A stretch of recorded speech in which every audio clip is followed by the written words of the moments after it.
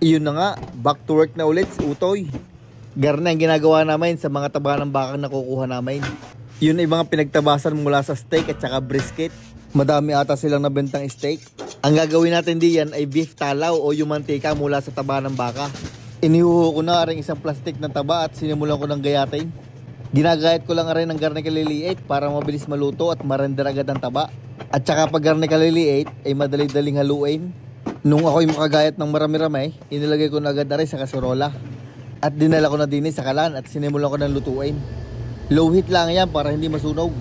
At nung maisalang ko iyon ay bumalik na agad ako din sa gayatin. Aray medyo madami-dami pang gayatin. Karamihan sa mga tabang aray nakukuha namin sa ribeye steak. Kaya naman napakabango ng beef talaw na aray. Ay kung maaamoy nyo lang ay sadyang nakakagutom. Nung ako'y nakarami na uli ng gayat, nilagay ko muna din sa mixing bowl. Hinalo ko muna rin aking niluluto bago ako'y naglagay uli ng taba. At binigyan ko rin ng maganda-gandang halo para hindi tayo masunugan sa ilalim. At tatakpan para mabilis magmantika. Nung ako'y nakapaggayat ulit, ay di hinalo ko na aray para mailagay ko na rin mga taba. Sa garning paraan ay nadadalian ako maghalo. Gawa ng pagkaisahang bagsakan ng taba ay kahirap haluin, katigas. Nababalik ko lang ang aking panghalo. Arin na ang huling batch ng mga taba ng baka. Basta ang mahalaga din ay laging hahaluin bago ilagay at pagkalagay. At pag nahalaw ay tatakpan laang. Kung minsan palay garning ginagawa namin sa taba ng baka, ginagawa naming beef suet, patukwari sa mga ibon. At pagkalipas ng mga 2 oras, arin na nangyari. Nagmantika na mga taba ng baka. Pag garne ng itsura ay madali-dali na rin haluin gawa ng marami ng mantika. Hahaluin nyo yan ng kada 20 minutos. At pagkalipas naman ng mga 6 hanggang 7 araw, ay 7 oras. Garne na kadami ang ating mantika. Ari pwede pa nyo lutuin hanggat kaya nyo pa. Pero aring akin ay aahonin ko na at ako'y pauwi na. Kailangan ko na agad rin maisalin hanggat mainit-init pa. Sinasala ko lang yung mga natirang taba ng baka para hindi magbara sa strainer pag tayo nagsalin. Pinipiga-piga ko lang na kaunti para makuha natin yung mga ibang mantika para naman hindi masayang. Nung nasala ko na ng bahagya, niready ko na rin ating lalagyan. Maglalagay muna ako ng isang malaking strainer bago lalagyan ko ng cheesecloth. Kung wala kayong gayaan, basta malinis na tela o kaya tuwalya. At ako'y naglagay uli ng isang strainer pa para talagang salang-sala. Nung ayos ng lahat, ay di sinimulan ko ng salain. Gumamit lang ako ng maliit na tabo para aking pansandok. Kahit tasa, pwede din. Are, mas malapit na ang gulo para mas makita ninyo. Sasandukin nyo lang at inyong ibububo. Gayon lang kadali. Basta dahan-dahan lang at ang mantika ay medyo mainit pa.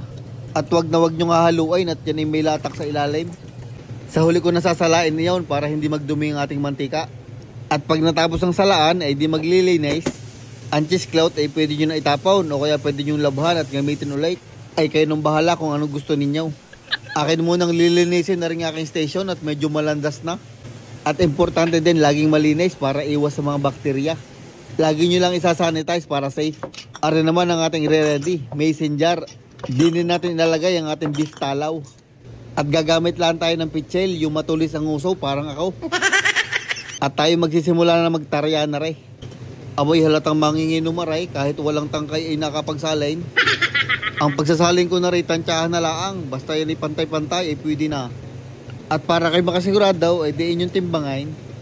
Ay paalala lang ha, ari hindi Diyos ay baka inyong mayiluhan.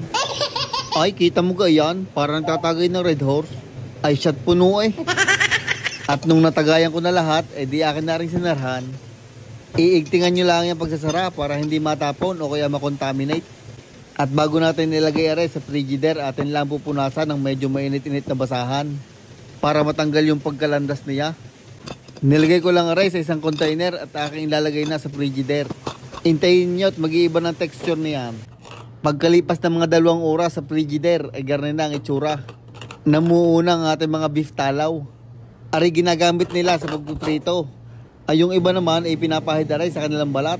Maganda daw yung sa balat kaya pinapahid nila. May tinda nga din pala kami diyang duck fat. Share ko lang. Ay iyon, hanggang din na lang ang bidyong aray.